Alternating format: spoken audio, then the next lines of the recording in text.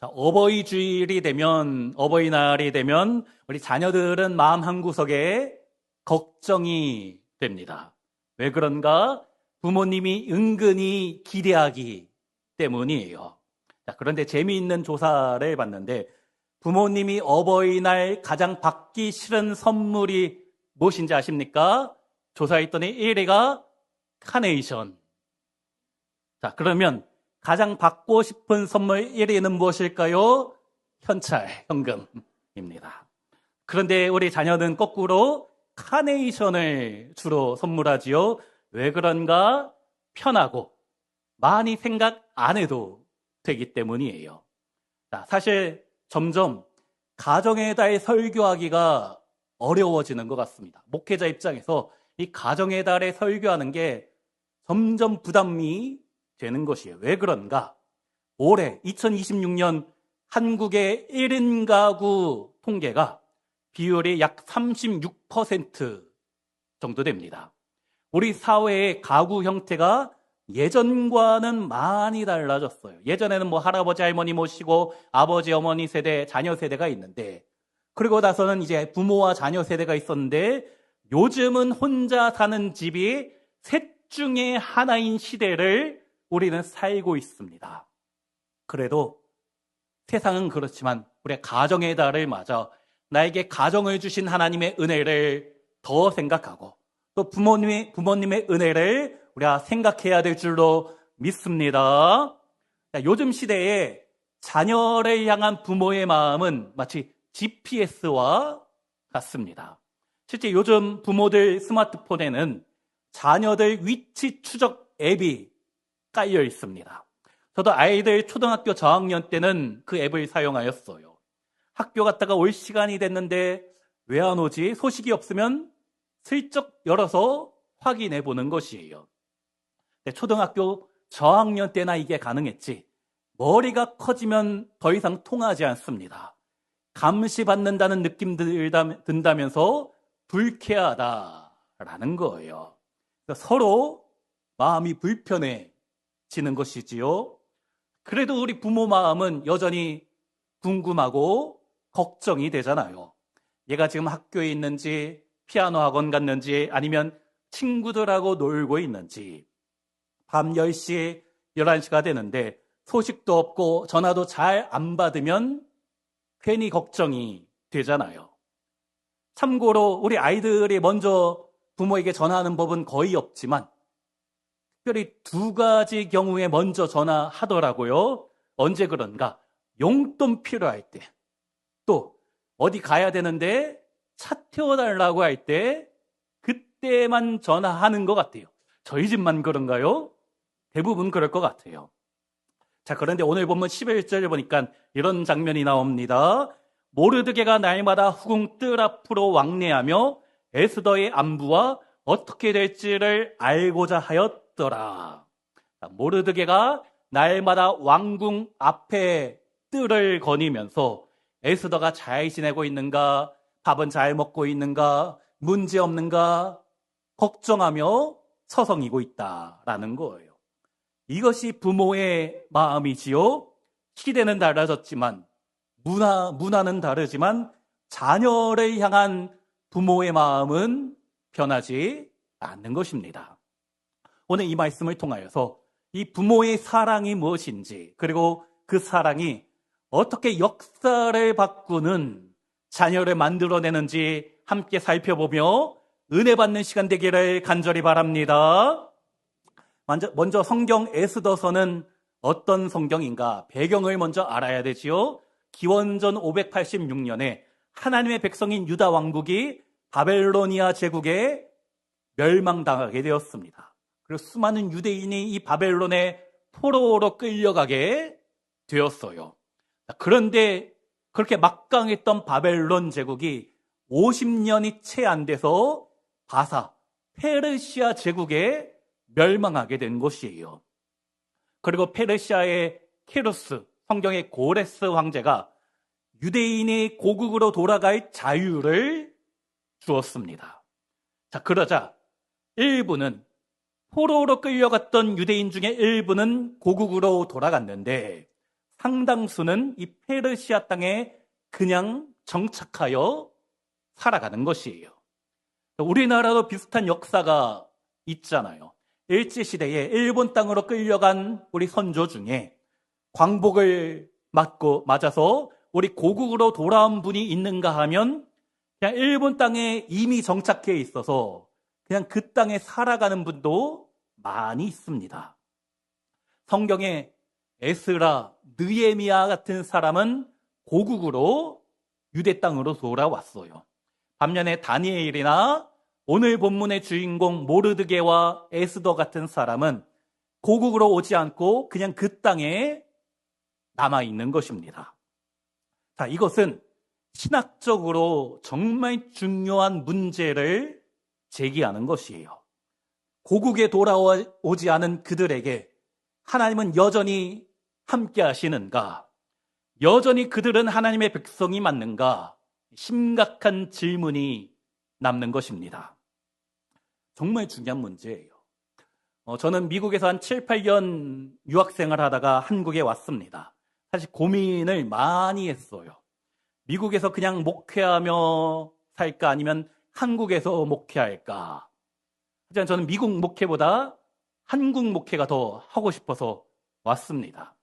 사실 작년에도 미국에서 제가 6년 정도 사역했던 교회 목사님이 이제 은퇴할 때가 됐으니까 저보고 후임으로 오라 하였는데 안 갔지요. 제가 우리 빛과 소원교회 두고 우리 성도들 두고 어디를 가겠습니까?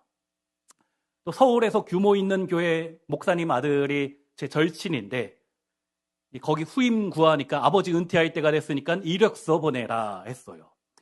제가 갈 마음이 조금이라도 있었으면 여기서 이런 얘기 안 꺼냅니다. 큰 교회에서 또 사례비 많이 주는 교회에서 오란다고 가면은 그 목사가 아니고 사꾼이잖아요. 어쨌든 제가 한국에서 목회하고 싶은 마음에 결단해서 왔습니다. 마치 바벨론의 포로로 끌려간 유대인들처럼 그들도 신앙의 결단을 한 것이에요. 성전이 무너져 있고 예루살렘 성벽이 허물어져 있는 고국에 그들이 굳이 돌아온 이유가 무엇입니까? 신앙생활 제대로 해보고 싶어서 온 것이에요. 여기가 하나님의 약속의 땅이니까 이곳에 다시 성전을 짓고 다시 주님을 예배하며 살아가자. 그래서 돌아온 것입니다. 자, 그러면 문제가 생기지요. 이 다니엘이나 에스더 같은 사람은 고국으로 돌아오지 않았어요. 하나님의 약속의 땅을 포기하고 안 온 것입니다. 그러면 그들은 신앙을 포기한 것인가?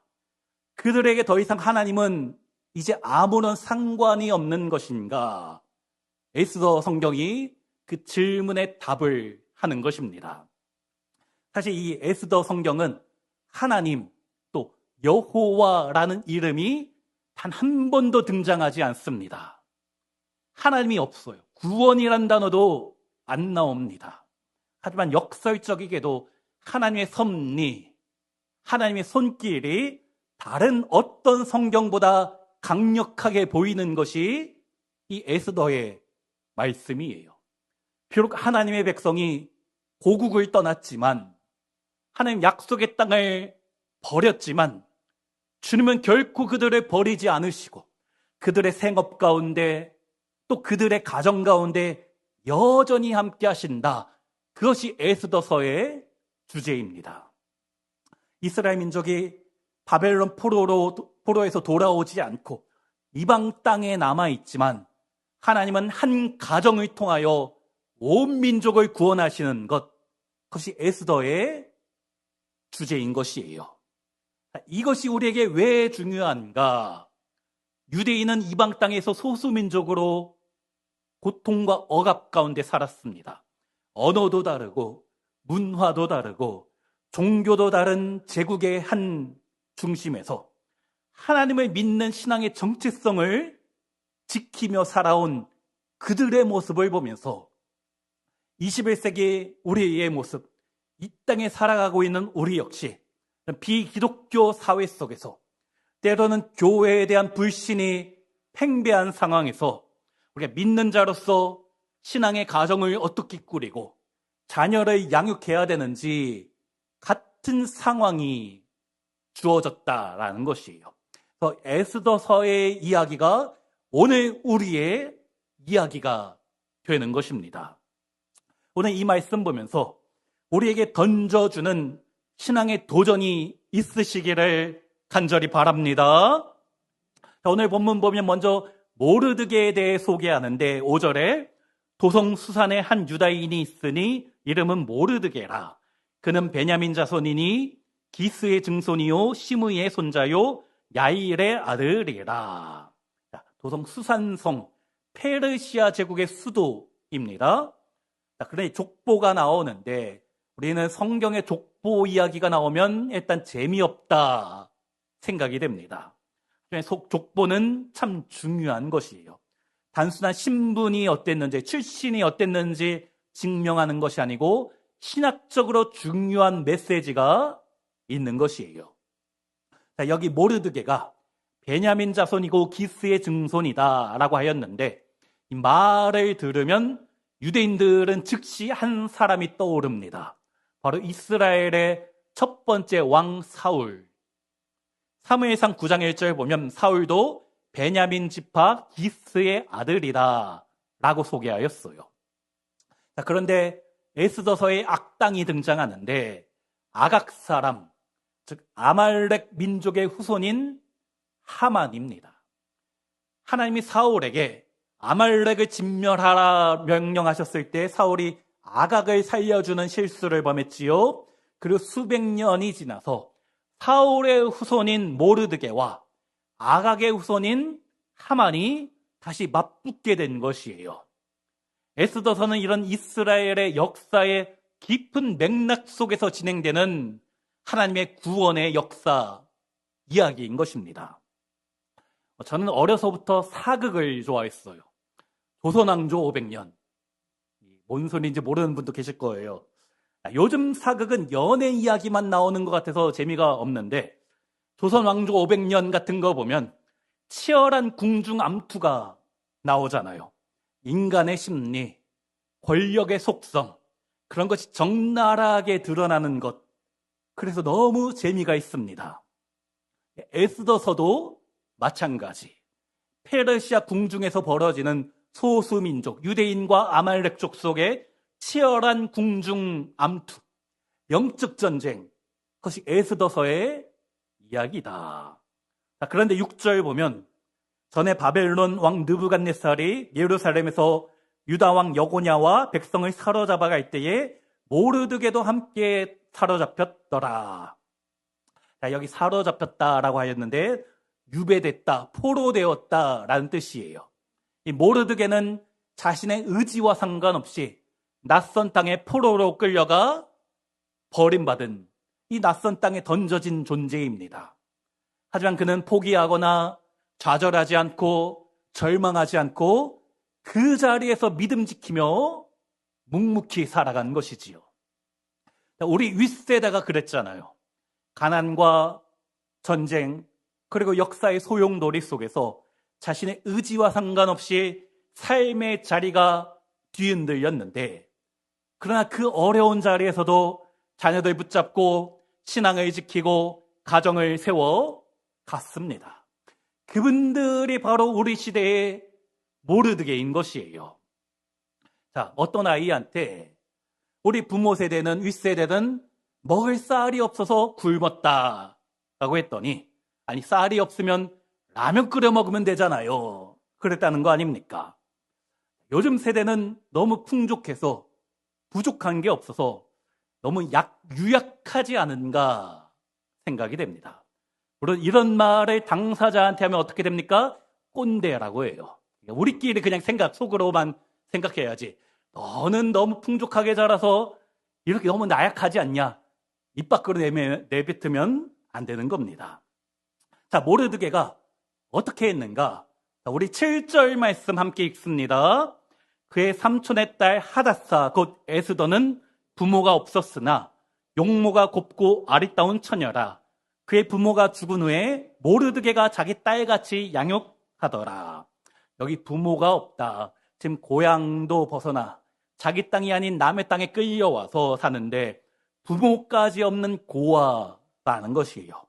인간적으로 보면 이보다 더 절망적인 출발점은 없는 것이지요.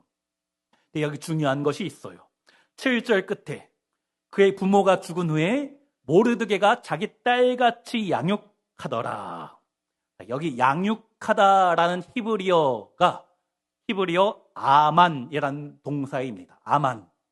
양육하다, 돌보다, 보살피다라는 뜻인데 이 아만이란 단어는 우리가 기도할 때 기도 끝에 외치는 아멘과 같은 어근이에요. 즉 신실하게 진실하게 변함없이 돌보았다라는 것이에요. 한결같은 사랑이 양육의 본질인 것입니다. 특히 여기 자기 딸같이라고 하였지요. 모르드게에게는 사실 에스더를 부양할 의무가 없습니다. 그저 삼촌의 딸, 나이 차이 많이 나는 사촌 동생일 뿐이지 법적으로는 얼마든지 외면해도 괜찮아요. 더구나 남의 땅에서 나 혼자 먹고 살기도 힘든데 모르는 척하면 그만이지요. 하지만 모르드게는 이 에스더를 포기하지 않았어요. 버리지 않았습니다. 자기 사촌 오빠였지만 자기 친딸처럼 품어준 것이지요. 나도 어렵지만 내 입에 풀칠하기도 힘들지만 이 작은 여자아이를 아멘으로 품어주는 것. 이것이 부모 사랑의 본질인 것입니다. 자, 부모님의 사랑은 의무가 아니라 선택이지요.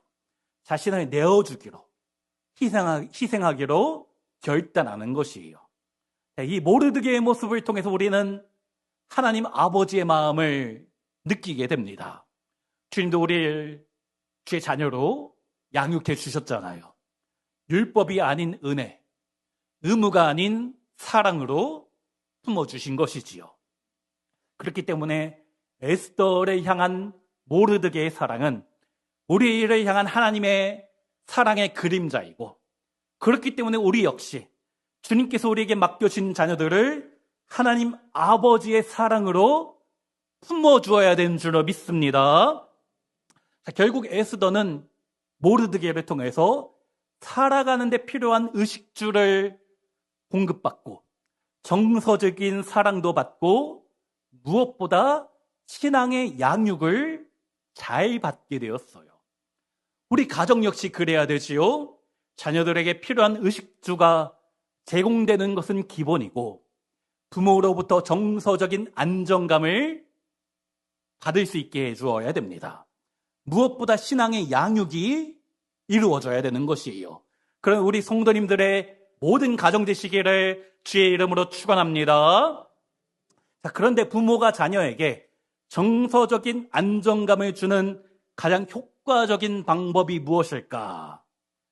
자, 아빠, 엄마가 서로 사랑하는 모습을 통해서 자녀의 정서가 안정되는 것입니다. 아빠, 엄마가 맨날 싸우면 아이들이 불안해집니다. 그런 불안 속에서 자란 아이는 나중에 성장하면서 몸은 성장하지만 다른 사람과의 관계가 깨어지고 왜곡되는 경우가 많이 있어요.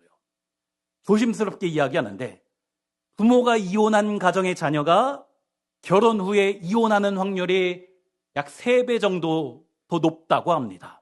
그래서 사회학에서 이혼의 세대간 전이라고 부르는 거예요. 자, 우리 자녀가 나중에 커서 결혼한 뒤에 이혼하기를 바라는 부모는 없으시지요? 자, 그러면 어떻게 해야 되는가? 내가 내 자녀에게 잘하는 모습 보여주는 것도 중요하지만 더 중요한 것은 내가 내 배우자한테 잘하는 모습을 우리 자녀에게 보여주어야 하는 것입니다. 내가 정말 내 아들, 내 딸을 사랑한다면 내 남편, 내 아내를 더 사랑해야 되는 거예요. 자녀보다 배우자 사랑이 우선입니다. 그게 정말 자녀 사랑하는 것이에요. 이것을 마음에 꼭 새기시기 바랍니다. 그렇게 잘 자라난 에스더가 이제 나이가 들어 처녀가 되었는데 페르시아의 왕 아하수에로가 왕비를 구하는 것이에요. 역사의 아버지라고 부르는 헤로도토스에 의하면 이 당시 페르시아의 왕비는 페르시아 7대 귀족 집안 중 하나와 결혼하는 것이, 그 7귀족 집안 중에 하나에서 왕비를 선출하는 것이 전통이었습니다. 하지만 이민족 출신, 그것도 고아였던 에스더가 왕비가 되었어요. 이것은 하나님의 은혜가 아니고서는 도저히 설명이 되지 않는 것입니다.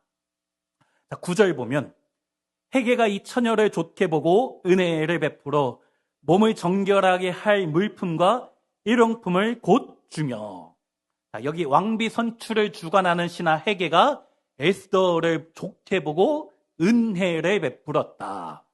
무엇을 베풀었다고요? 은혜를 베푼 것이에요. 히브리어 헤세드라는 단어인데, 이 헤세드는 구약 성경에서 가장 중요한 단어입니다. 단순한 호의나 친절을 베푼 것이 아니라 하나님의 언약적인 사랑, 신실하신 사랑, 변함없으신 사랑을 말하는 것이에요.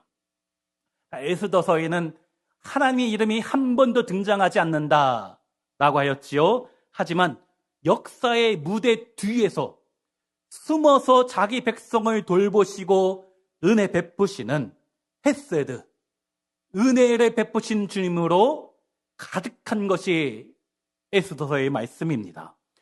우리도 마찬가지예요.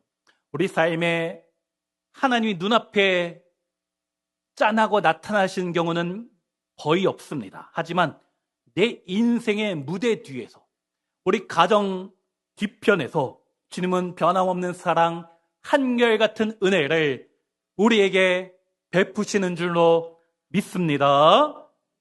자, 결국 이 에스더가 은혜 받아서 페르시아의 왕비가 되었어요.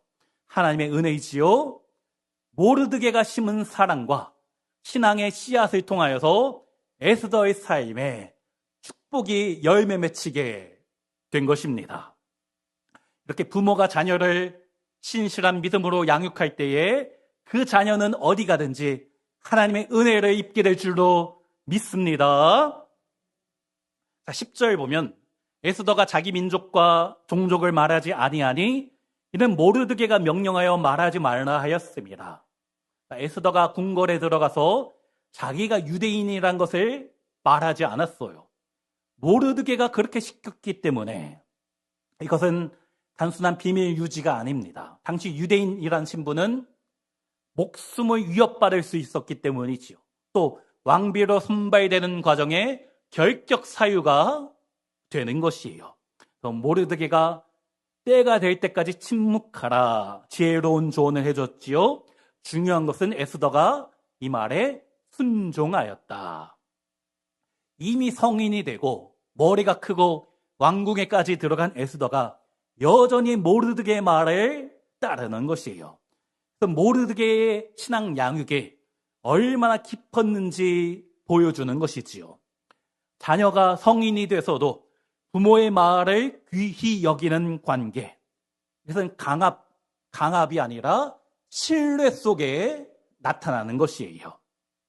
자, 이 말씀 보면서 잠언 22장 6절 말씀이 생각이 났습니다. 우리 함께 읽습니다. 마땅히 행할 길을 아이에게 가르치라. 그리하면 늙어도 그것을 떠나지 아니하리라. 에스더가 늙지는 않았지만 왕궁이란 치열한 전쟁터와 같은 곳에서 부모의 가르침을 떠나지 않은 것이에요. 그것이 신앙 양육으로부터 오는 열매이지요. 자, 그리고 마지막 오늘 본문의 하이라이트 11절 말씀 우리 함께 읽습니다.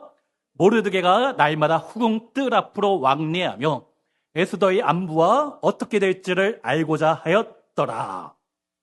여기 날마다라고 하였어요. 날마다. 에스더가 왕궁에 들어가고 하루도 빠짐없이 날마다 이 왕궁 문 앞을 거니는 것이에요. 왕래하며 라고 하였는데 이리저리 걷다, 왔다 갔다 하다라는 뜻입니다. 목적 없이 어슬렁거리는 것처럼 보이지만, 서성이기만 하는 것처럼 보이지만 분명한 목적이 있지요. 에스더의 안부가 궁금하고 확인하고 싶은 것이에요. 그런데 잘 생각해 보면 모르드게가 왕궁 앞을 지나다닌다 해서 에스더를 만날 수 있는 것이 아닙니다. 그 안에 들어갈 수 없어요. 그저 뜰 앞만 맴도는 것이지요. 혹시 어떤 소식이 있지는 않은가? 들려오는 이야기가 있지는 않을까? 그것 때문에 돌아다니는 것입니다. 얼마나 답답하고 얼마나 가슴이 타올랐을까? 하지만 그는 멈추지 않았어요. 날마다. 이것이 부모의 사랑입니다. 우리 성도님들, 우리의 부모님이 그랬잖아요. 아들이 군대 가면 그날부터 날마다, 딸이 시집이라도 가면, 혹시 내 자녀가 수술이라도 하면 그때부터 날마다 그 자리에 서성이며 걱정하고 또 기도하였잖아요. 직접 만날 수는 없지만, 옆에 있어줄 수는 없지만 마음만은 그 뜰 앞에서 서성이며 기도하는 것입니다. 그리고 그 기도 때문에, 그 눈물 때문에 오늘 우리가 이 자리에 있게 된 것이지요. 이 모르드게의 사랑은 화려하지는 않았습니다. 그는 왕도 아니고 초라한 포로로 끌려온 그런 신분이었잖아요. 그러나 그저 날마다 뜰 앞을 거니며 기도한 사람입니다. 그리고 그 조용하면서도 지속적인 한결같은 헤세드의 사랑이 결국 에스더를 민족을 구원하는 왕비, 위대한 인물로 만든 것입니다. 우리 부모의 사랑도 이와 같아요. 우리 TV 인터뷰에 나오지 않고 역사책에 기록되지 않아도 날마다 자녀를 위해 뜰 앞을 서성이며 기도하는 그 사랑이 역사를 바꾸는, 역사의 주인공이 되는 우리 자녀를 만드는 것이지요. 우리 성도님들, 여러분의 부모님이 그러셨고, 또 지금 여기 계신 부모님들, 우리가 지금 그 일을 하고 있는 것입니다. 부모가 없던 에스더의 결핍은 참으로 컸겠지요. 그러나 하나님은 그 결핍의 자리에 모르드게라는 은혜의 사람을 세워주셨습니다. 사랑하는 우리 성도님들, 우리 인생에도 여러 가지 결핍이 있지요. 질병의 문제도 있고 물질의 연약함도 부족함도 많습니다. 특별히 어떤 분은 사랑받지 못한 어린 시절에 상처가 있으실 것이에요. 누구는 자녀를 위해서 기도했다는데 내 부모는 그러지 않았구나 생각되는 분도 있으실 것입니다. 더구나 부모에게 깊은 상처를 받고 지금까지 오신 분이 있으시잖아요. 또 어떤 분은 내가 부모가 되었지만 난 내 자녀에게 과연 좋은 부모인가 죄책감도 있습니다. 어떤 분은 자녀와의 관계 때문에 지금 너무 힘든 분도 있으시잖아요. 오늘 말씀이 바로 그런 우리에게 주시는 말씀인 줄로 믿습니다. 중요한 것은 하나님은 우리의 결핍으로 끝내지 않으신다는 것이에요. 상처를 사명으로 바꾸어 주십니다. 주님은 한 사람의 돌봄을 통해서 다음 세대를 살리시는 것이에요. 성경 에스더서에는 하나님이란 단어가 한 번도 나오지 않지만 무대 뒤에 숨어서 역사하시는 하나님의 손길이 그 어떤 성경보다 풍성하다라고 하였지요. 우리 가정도 마찬가지입니다. 우리 인생에 하나님이 직접 나타나시는 일은 별로 없습니다. 하지만 주님은 우리 가정을 통하여서, 우리 부모를 통하여서 주님의 사랑, 주님의 은혜를 우리에게 보여주신 줄로 믿습니다. 그리고 그 사랑으로 우리가 여기까지 오게 된 것이에요. 뿐만 아니라 무엇보다 우리에게는 온전한 아버지가 계십니다. 바로 하나님께서 우리를 위하여 날마다 뜰 앞을 서성이며 우리 위하여 중보하고 계시고 우리 안부를 물으시고 어떻게 될지를 아시고 우리 위하여 준비하고 계신다. 탕자의 아버지가 먼 곳에서 달려오는 아들을 보고 뛰어갔듯이 하나님은 오늘도 우리 위하여 날마다 달려오신 줄로 믿습니다. 그러므로 오늘 우리가 이 시간 부모님의 은혜를 생각하며 감사하고 특별히 그런 부모님 주신 하나님께 더 큰 감사를 드리는 시간 되었으면 좋겠습니다. 그리고 우리 자녀들 위하여 날마다 기도하며 뜰 앞을 거니시는 우리 성도님들 되시기를 주의 이름으로 축원합니다. 내가 먼저 내 배우자를 사랑하는 모습을 우리 자녀들에게 보여주십시오. 내가 먼저 무릎 꿇고 기도하는 모습을 보여주어야 되는 것이요. 내 삶에 문제가 생겼다. 내 삶에 어려움이 생겼다. 우리 어머니는, 우리 아버지는 이럴 때마다 하나님께 울면서 기도하셨지. 그 기억이 내 자녀가 먼 훗날 역사의 주인공으로 바뀌어지는 기회가 되는 것입니다. 화려하지 않아도 괜찮아요. 기록에 남지 않아도 괜찮습니다. 그저 우리가 할 일은 날마다 그 뜰을 거니며 기도하는 것이지요.